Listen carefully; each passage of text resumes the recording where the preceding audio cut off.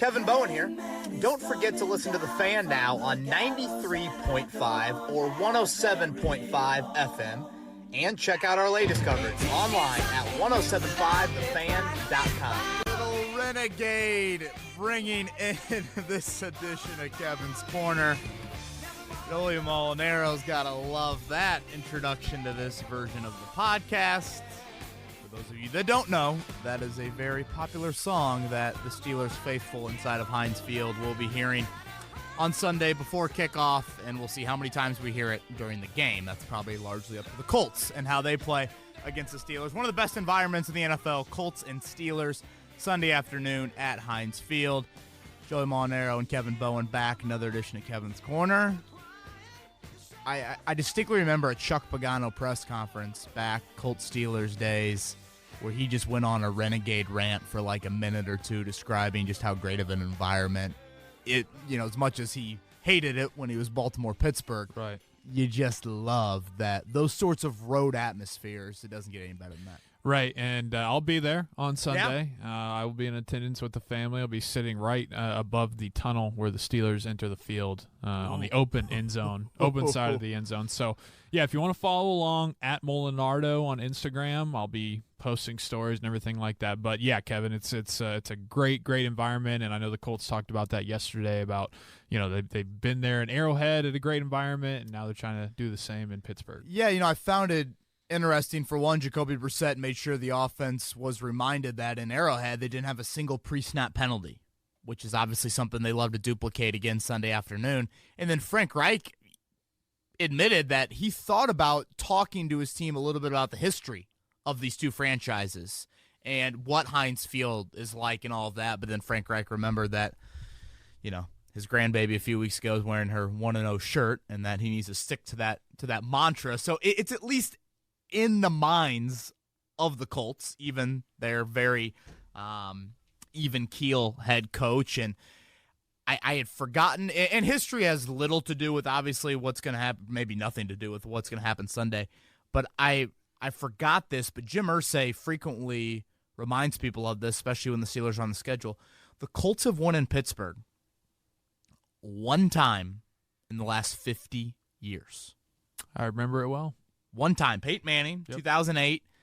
The only time they have won in Pittsburgh. I think they're 1-14 in their last 15 trips to obviously a couple different stadiums. But, yeah.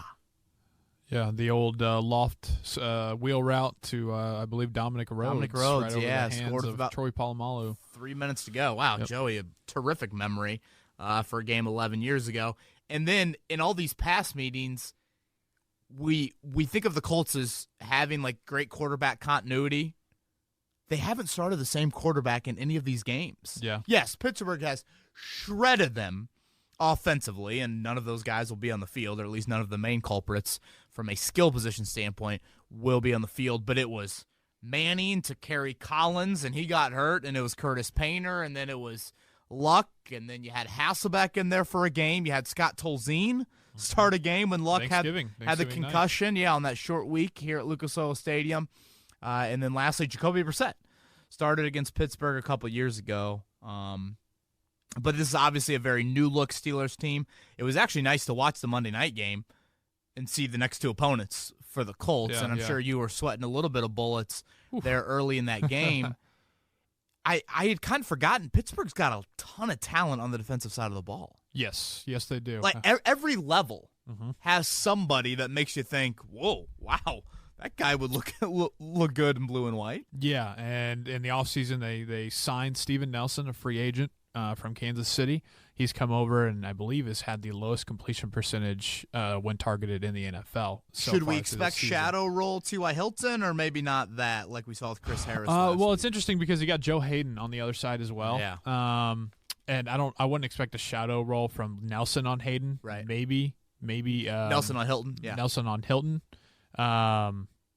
No. Hayden, I'm sorry. Hayden on Hilton. He usually takes those kind of matchups.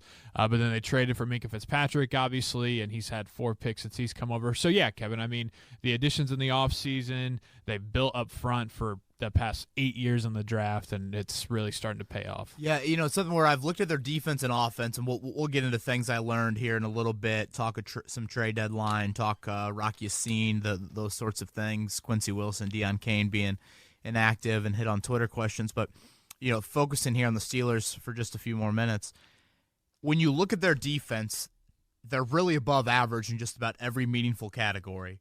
And the category that stands out more than everything is takeaways. Yep. They're second in the NFL with 19. And you flip over the offense, they are honestly beyond below average in virtually everything. Mm-hmm. But they protect the quarterback better than anybody in the league. They are first in sacks per pass attempt. So it's very two different things. It's really feast or famine on offense, too. They'll hit on a 45-yard touchdown, but that'll come after 3 straight drives of gaining 16 yards combined. So and injury-wise, we'll monitor James Conner the rest of the week, where he looks, from an AC joint injury that he suffered late in that Monday nighter. And something that we mentioned on Monday's podcast, which is probably maddening to you, Joey, but it's just the disparity in wins and losses for the Steelers team. It's the fact that they have won 3 games, and their 3 wins are over teams that are 3-20, and their 4 losses, which they were competitive in pretty much three of the 4 losses. The one against the Patriots game, they weren't. No, but Seattle, Baltimore, and San Fran were 3 one losses possession games, combined by less than 10 points. Yeah. And obviously those 4 teams that they've lost to, their records are like 25-4 combined. Yeah. So I think some people were surprised to see Pittsburgh favored by 1. Obviously, it's kind of like the Texans a few weeks ago with the Colts. The Colts are the better team, but the home field advantage gives Pittsburgh that extra 3 points there. Yeah. I think it's going to be a really, really good game on Sunday. Obviously, the keys for the Colts certainly will be continue to protect the football, and we'll get into a little bit of that later in the podcast. All right, man, what did you learn this week? And let's start with the trade deadline on Tuesday at 4 p.m. came and went, and nothing happened from the Colts. And nothing really happened at all around the NFL. Yeah. I felt like there were some very juicy moves in the month of October, but as far as Tuesday was concerned, outside of Jamal Adams putting himself in the same category as Tom Brady and Aaron Donald, which was LOL. Self-confidence. It's something. Aaron Donald would be on the Mount Rushmore of greatest defensive players maybe in this league's history, and Tom Brady would be on the Mount Rushmore of greatest players in this league history, and Jamal Adams can't do anything for the Jets. But, I had mentioned that I felt like the Colts were in a position to buy maybe more so than years past, but clearly Chris Ballard feels really good about his football team. I had said on Monday, you wondered if the Ben Banigou emergence in that game on Sunday afternoon against the Broncos, did that maybe lessen how big of a need you feel like that you have, at that edge rusher position, particularly in the speed department. And, despite having all the resources, cap space, the most in the league, draft picks, you've got 9 in 2020, Chris Ballard has still, in his entire tenure, now 3 years as general manager, he has yet to trade a draft pick for a player. He's traded for 4 players in his career as Colts GM. That was Jacoby Brissett for Philip Dorsett. I'm trying to think. Was it Darrell Daniels he traded away for Marcus Johnson? Traded away Antonio Morrison for a guy by the name of Lindsey Pipkins. And then was it the long snapper? Was it Thomas Hennessy for safety Ronald Martin? I think I definitely should have looked all those up. But basically, he's not willing to give up a draft pick for a player. And the argument that I, of course, made is you're starting to get to the point, which is a great position to be in, where not all your draft picks are going to make this roster. Yeah. And so I think you might be more willing. And, of course, you can use that draft capital to trade up like you did with Corey Willis, back in April. So it's still a great thing to have. But, yeah, standing pat, no move at DN, no move at receiver. Quincy Wilson, that was kind of floated around as a possibility. I think he still means way too much to this football team, especially if you get into an injury situation. I think he would be needed in a hurry for you. So, no move for the Colts. Not stunning, But again, I felt like at 5-2, you're in a position to at least entertain, which I know Chris Ballard definitely did. He at least explored a little bit more of buying options than he has in years past. On Sunday, we were surprised by seeing Deon Cain and Quincy Wilson on the inactive list for the Colts, and then earlier this week you were able to give more insight on why. Yeah, and let's start with Quincy. That is more confusing to me, Joey, than the Deon Cain. For Quincy, as nitpicky as this will sound, but again, this is kind of life and building a 46-man dressing roster each week. The reason why I think Quincy Wilson wasn't active on Sunday was because Kenny Moore's back from injury. Kenny Moore's your best slot corner. If Kenny Moore goes down, the Colts needed to have a contingency plan in place, and they valued Shaquille Taylor as the nickel corner more so than they valued Quincy Wilson. That's pretty much what it came down to. I don't think this is a practice disciplinary issue like we've seen maybe for some guys not dressing in years past. Now, that's the issue. That's the reason that I should say. But the issue is this. Quincy Wilson's already getting beat out for a position that we've seen him play before for an undrafted corner who's been a Colt for a month. Like that is where it is worrisome. It's why some people have thrown out the whole bust label for Quincy Wilson. I'm not going there yet. 3 games ago, he's playing meaningful snaps against Travis Kelce. Like a bust is, okay, 3 straight weeks of being inactive, and eventually Terrell Basham, you just show up on the waiver wire that next day. Yeah. You know, Zach Banner, you know, and obviously he's playing a huge role for Pittsburgh as a jumbo offensive lineman right now. But, you know, those qualify as busts. Quincy Wilson is not there yet. So that's what it came down to. And again, this is something that I said on Monday, and I'll repeat again. The fact that Shaq Taylor doesn't play a single snap, not one, not un snap, defensively or special teams. That guy just stood on the sideline. You probably have like 2% of corners each year don't dress and don't play a single snap in a game. So yeah, that's what it broke down to me for Quincy Wilson. This wasn't so much a special teams thing, but you know, it's still. I know he's 23 years old, but this is also a guy that he is on year 3 of a 4-year rookie contract. And we've talked about this before. I think when we did our annual kind of the 5 Colts that have the most pressure on them for various reasons, I think Quincy Wilson was on that list, Joey. And he wasn't on the list because of like, the Colts need him to be a huge value to them in 2019. It was more of like, dude, look at the corner room around you. There are a lot of guys that have a lot more security contract-wise than you do. Mm-hmm. Pierre Desir just re-signed for 3 years. Kenny Moore just re-signed for 4 years.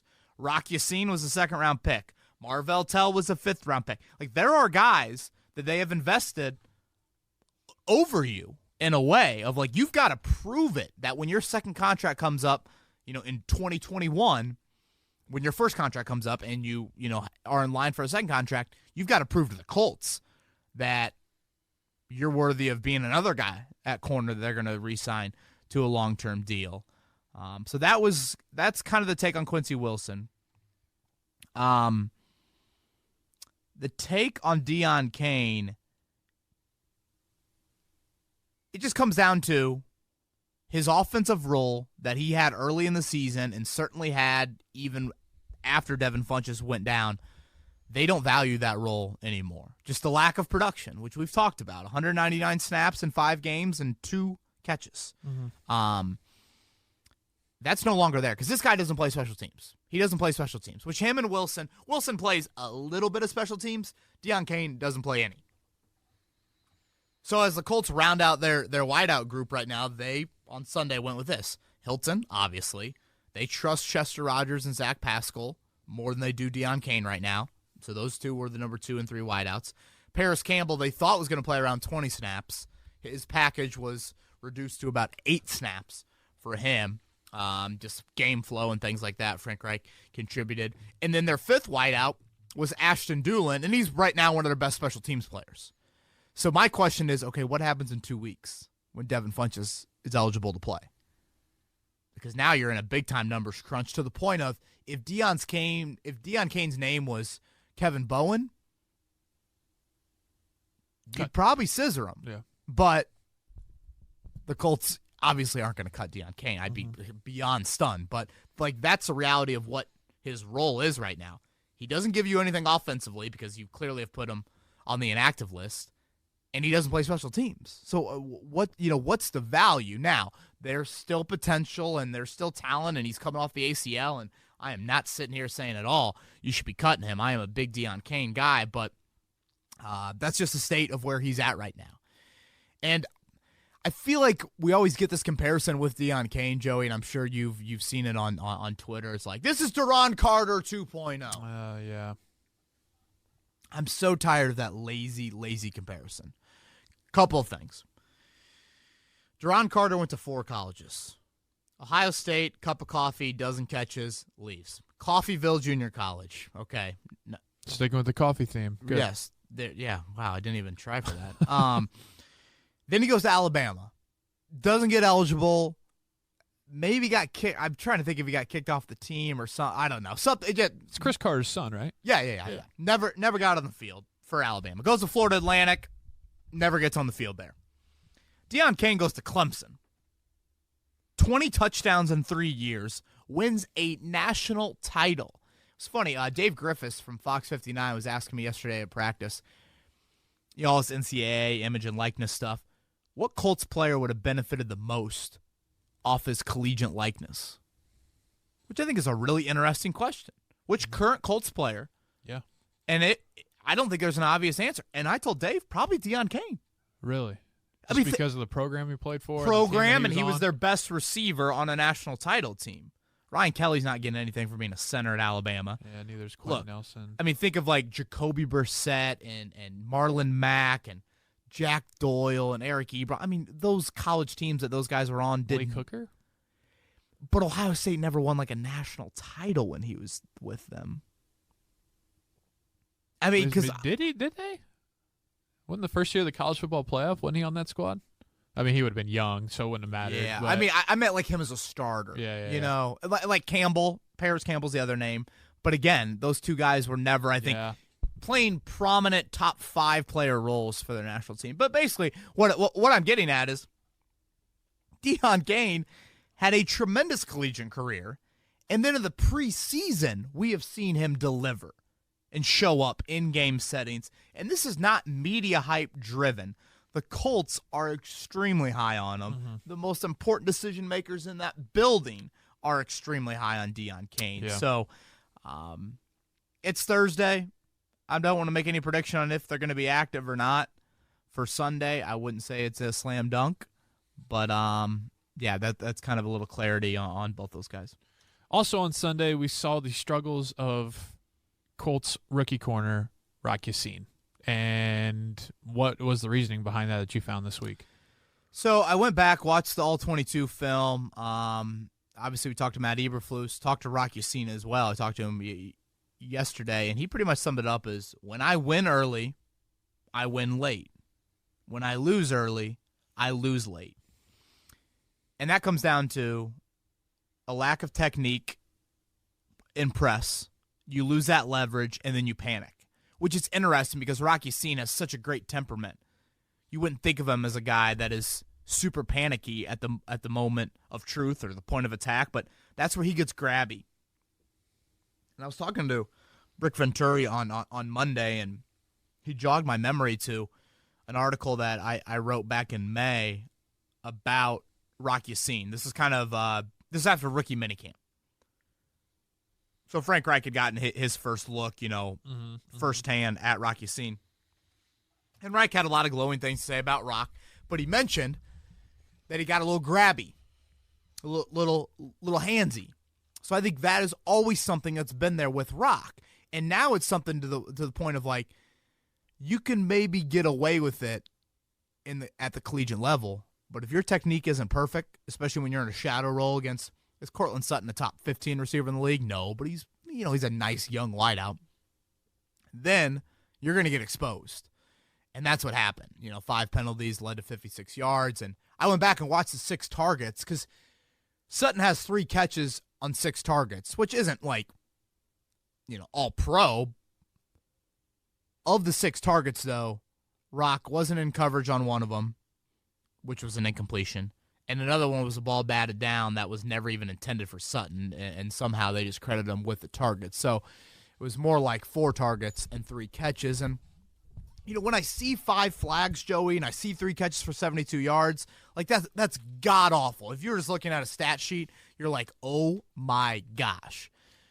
When you go back and watch it, it's not like he's 3 and 4 yards away from the wideout.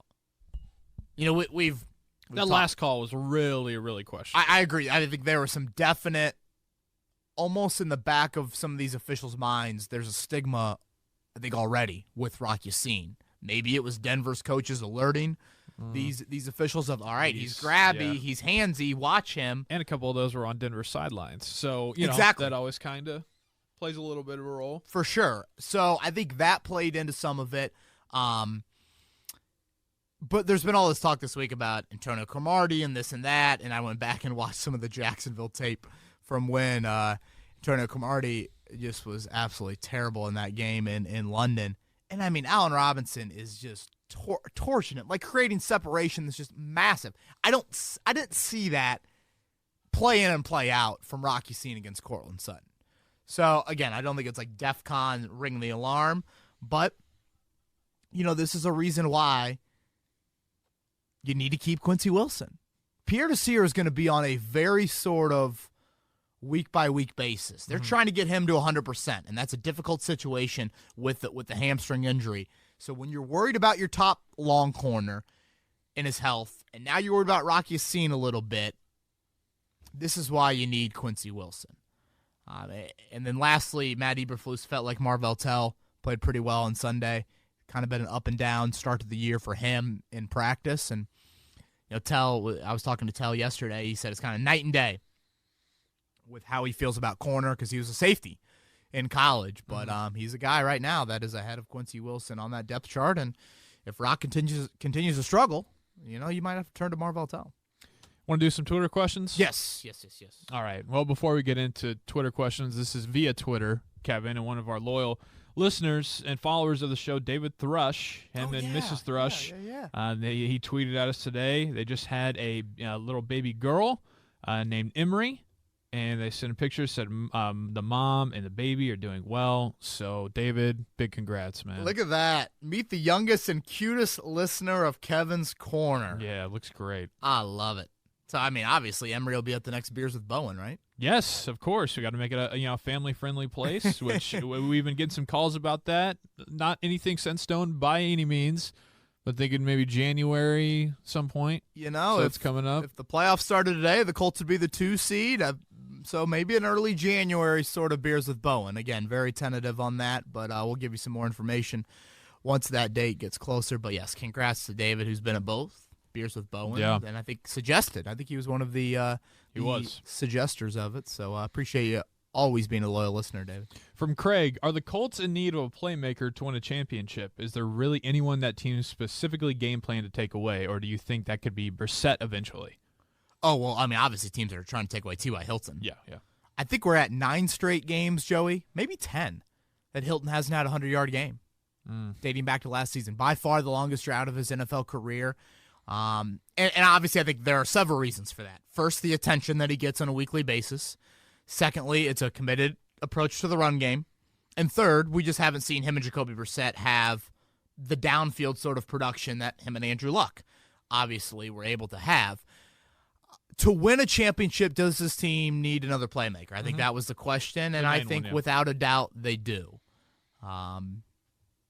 That's the debate that we get in. I posted something earlier in the week. I'm not sure if we have any questions on like the Colts playing to their competition or anything like that, but I wrote something on 1075thefan.com of like, okay, the Colts, after 7 weeks, they've played to their competition. That's a fact. Like, their point differential is +7. The rest of the division has a higher point differential than they do. If you look at the teams that are currently leading their respective divisions across the NFL, they're average point differential is like plus 80, and the Colts are at plus 7. And you can look at it twofold. One, the Colts are playing with fire, and they're being aided by some of the most penalties in the league for their opponents, things like that. Or you can look at it as the Colts are finding ways to win close games, and that is something they weren't doing last year.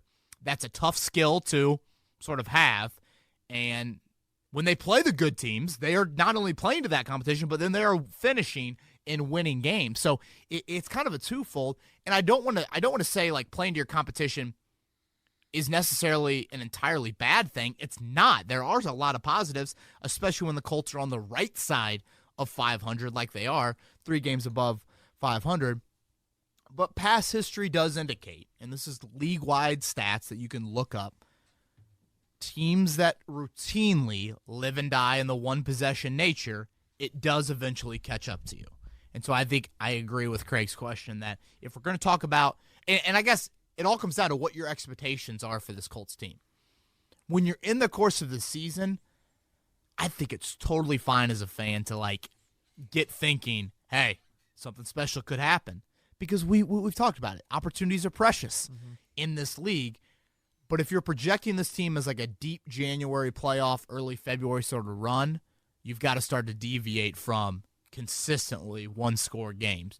Good and bad competition. So we'll see here in the second half of the season if the Colts can get into more of those games. Colin wants to know, as Funchess gets ready for his return against the Jaguars, will Ashton Dulin get the boot, or will the Colts make a surprise cut?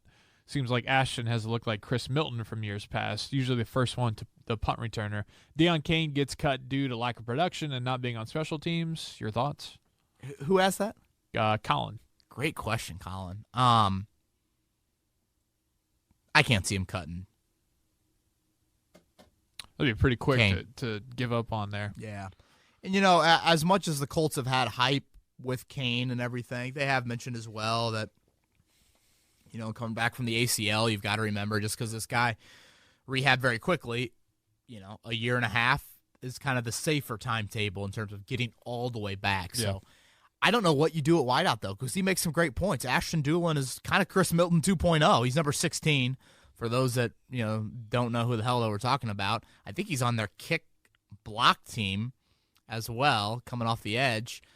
That is going to be very interesting to me what this team does here in a couple weeks. And Devin Funch's update, for those that might have missed it, is not practicing again this week, it looks like.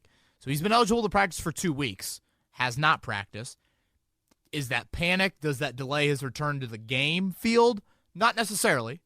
He's not eligible to play in a game until November 17th, so he could still have 2 full weeks of practice, but it is just something that's worth monitoring with Funchess. From GV Squared, as Peter King ranked him prior to the season, is Jacoby number 3 on your MVP watch list?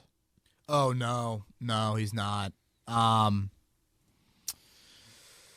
Jacoby Brissett has exceeded my expectations before the start of the season. He's certainly been a top 20 quarterback in the NFL, but to call him a top 3 MVP candidate right now would be absolutely ludicrous.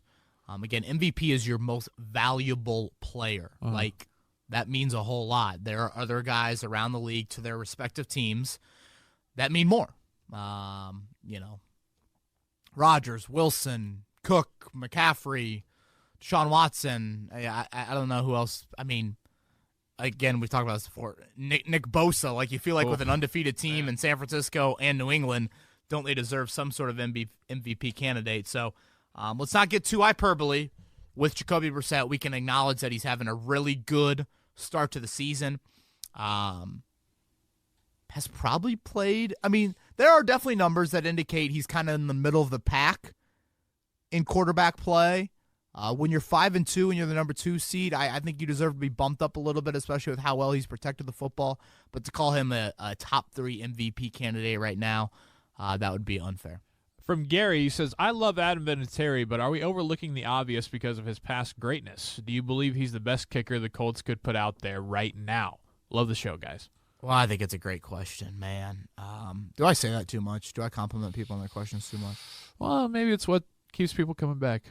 I legitimately think these are these are good questions. I'm not. Trust me, because I follow, writers for the Steelers do these kind of things, like where they'll answer people's mailbag questions or whatever, and the questions that are put in there are the most ludicrous, ridiculous, dumb thing. Like, I remember a big thing for 2 years was like, should we move Ryan Shazier to safety? Huh. Like those are the kind of things that show up in that. And so what we get here truly is like people know their stuff. Intelligent group. Yeah. We have an intelligent following. What do you think about the Mike Tomlin question he got asked in the press conference on Monday or Tuesday? Tuesday, I guess it was. Did you think about benching Mason Rudolph for Was that somebody from Pittsburgh? It was. Yeah. Or I think. I mean, it was in his press conference setting. That's right. That's true. And Tomlin's response, he looked around the room, just goes, next. Yeah. Nah. I mean, that's per usual. There's always somebody in any market that's trying to stir the pot. But Adam Vinatieri, what are you thinking? So how he words that the first part of the question and saying, are we continuing to go off past track record with Vinny? Frank Reich has said that. If Bowen was on the back of his jersey, not Vinatieri. Right. I think it's such a delicate situation when you have a 46-year-old athlete because, and I've touched on this before, and I'm going to sound like a broken record to a lot of people, Adam Vinatieri was, by league standards, a below-average kicker in the NFL last year. You're paying him to be a top 10 kicker. He was below average. I think he was 18th in field goal, maybe 22nd in extra points. Those are that. stats. Those are stats. Yeah. Those are facts. This season, of course, he's been below average, even with the nice kind of month stretch he had there after week 2. He still is tied for the league lead in most extra points missed and things like that. So I think you can't just continue to say track record. Like what Adam Vinatieri did 5 or 10 years ago is no longer how we have to look at him right now. That doesn't mean that you think he's like the worst kicker in the NFL and you're calling him, okay, let's bring Young Ho Koo, who I saw, and I know it's not how you pronounce his name, but that's the spelling of it. I saw he got picked up by, I forget who just cut Falcons maybe, with them cutting Matt Bryant. But, and I know I always do this, but I'll do it again, like, we don't look at Tiger Woods anymore and say, Tiger or the field. Like, either you're going to bet Tiger or you're going to bet the field. Like, we just don't do that with when athletes get to a certain point in their careers, how we look at them, it changes a bit. And so I think that's where you have to be honest with your assessment of Adam Vinatieri. Having said that, the second part of that question is the point that I always am I don't have an answer for. Could you do better? I don't know if you could do better. Like, New England is now on their third kicker. The Falcons just cut Matt Bryant. There's been kicker outside of Justin Tucker, who hasn't had a kicker issue this year. So that is the fairest part of it, in saying, like, who else? You have a problem, but could the problem be even greater? And so I think that the unknown, I think, scares the Colts a little bit. Of like, okay, this isn't rose petals, our kicker situation. Yeah. But man, we could have weeds all over our yard if we cut them. That sort of thing. So that's a horrible analogy, but yeah. No, I was following. I was picking it up. Thanks, man. From Yash, our guy Yash T. When Drew Bledsoe went down in New England in 2001, how similar was the chatter about him versus Tom Brady when the season was unfolding, and compared to Luck versus Jacoby? I feel like every game I watch, they bring up Andrew Luck, although Jacoby is playing fantastic football. What are your thoughts? Yash, I love you, man. I was, Joey? I was 11 years old, 12 years old. So, yeah, you were probably, yeah. Yeah, I mean, I was just hoping to get some hair under my armpit. Yep. That's where I was at, man. Have the voice drop and stop having it crack. Right, exactly. Can I talk to the girl in the locker bay and my voice not crack? That was life at, 2001. Why do they bring up Andrew Luck on every national? Well, it's national. Not everybody watches every single Colts game. A lot of people do, but you also play an opponent, and they will bring up Ben Roethlisberger, I assume, on the broadcast. Huh? They probably will show him on the sidelines a few times on Sunday, and that'll be new to Colts fans and not new to Joey Molinaro. So it's just easy storylines, guys. Yeah, and it's a huge storyline. Like, as much as people are like, stop talking, and we hardly talk about Luck anymore. Your franchise quarterback calls it quits 2 weeks before the start of the regular season. It will be a storyline for the entire year. Mm-hmm. whether you like it or not, that's the reality of the situation. Are the Colts on Monday Night Football at all? Yes, Saints. Against the Saints. Oh, dear God. You guys have watched Monday Night Football. I've had the Steelers on Monday Night Football twice, and it's not Tessitore as much as Booger McFarland. Dude, I feel like Booger has regressed. He has. The dude just looks for things to say. Like, it's unbelievable. Like, everything he says in his mind has to be some crazy broadcast just piece of gold. Yeah. And I'm like, dude, it's not. Just like watch Chris Collinsworth, or like how Gruden did it, or even how like Theo or Louis Riddick does it.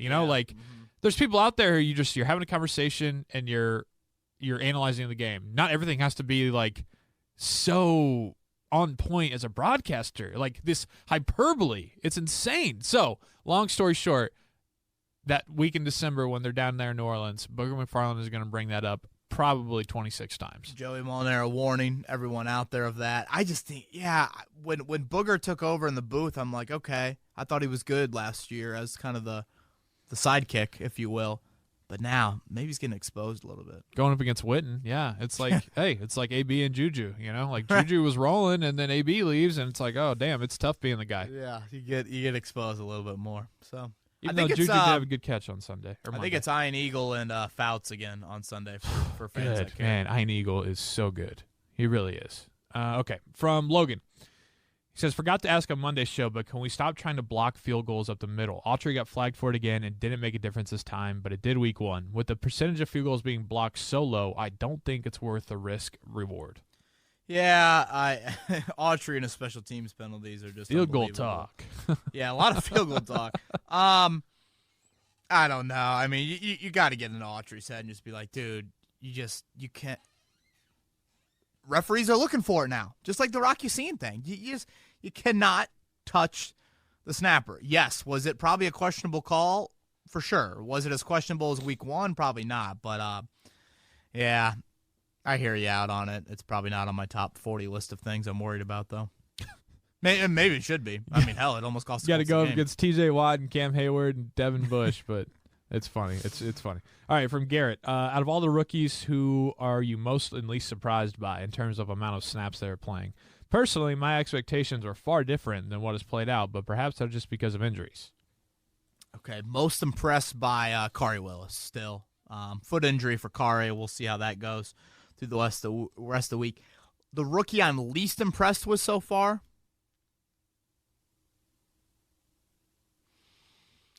I mean, no one has been glaringly awful. I would say, though, based off my expectations, I expected a little bit more from Paris Campbell and then Rock Ya-Sin. I know injuries have played into Campbell, but even when he's been healthy, he's barely touched the football and has not touched it in an explosive manner yet. And Rock, you got to throw him on there with the amount of penalties in Sunday's game, but I don't want to get too recency bias there. But again, no rookie's been glaringly horrific, but I think Kari Willis has definitely been the best of that bunch. Okay, you got any more over there? That's all I had. No, I got nothing. Okay, keys to the game in Pittsburgh. What do the Colts have to do? Yeah, well, let's start with ball security. As we mentioned earlier, Joey, 19 takeaways for the Steelers. Boy, there's I know I said it earlier, but I'll say it again. There's talent at every level. Almost broke the headphones. There's talent at every level, even without my boy Stephon Tuitt. Yeah, big loss in there. The mix.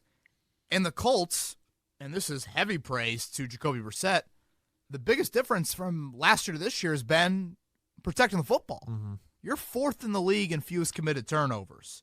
And Pittsburgh is going to be very, very opportune in trying to change that. So that's something Mike Tomlin talked a lot about earlier this week in his press conference. So that's key number one for me. Key number two is pressuring Mason Rudolph. Somewhat mobile.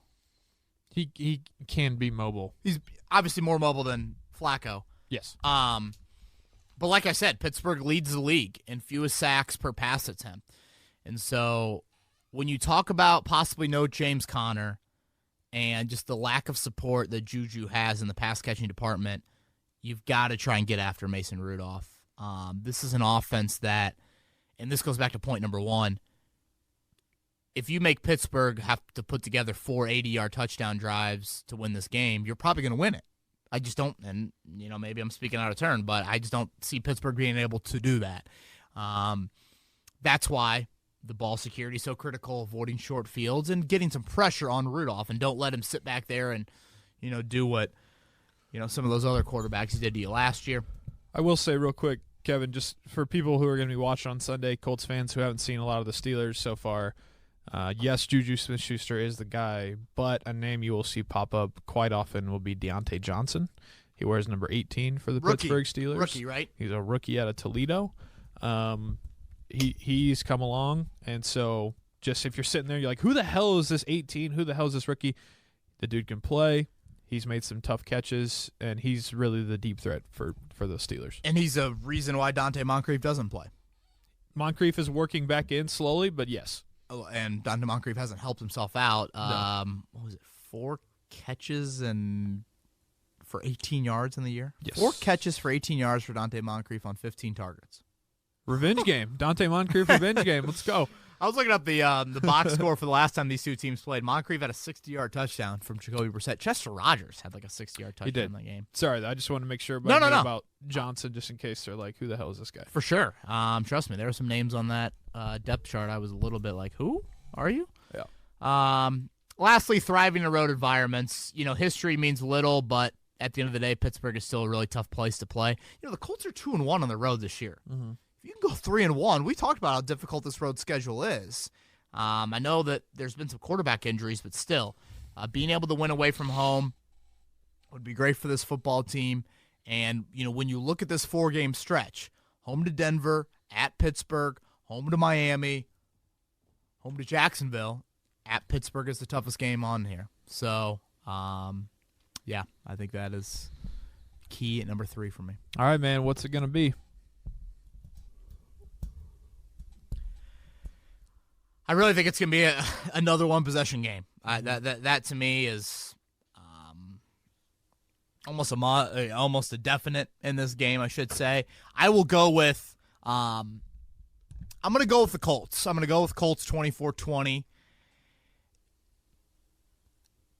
I just don't have faith in the Pittsburgh offense being able to score more than 20 points. Now, where the Colts defense has really excelled lately has been in situational football.